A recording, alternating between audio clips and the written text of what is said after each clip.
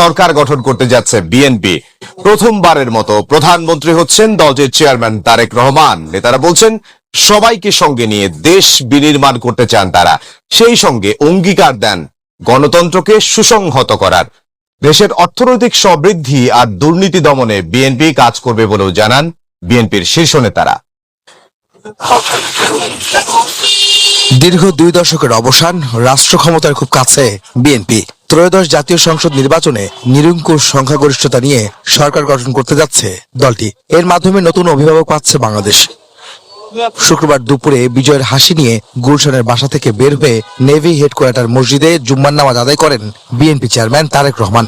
নামাজ শেষে গুলশানে তার কার্যালয়ে যান তিনি।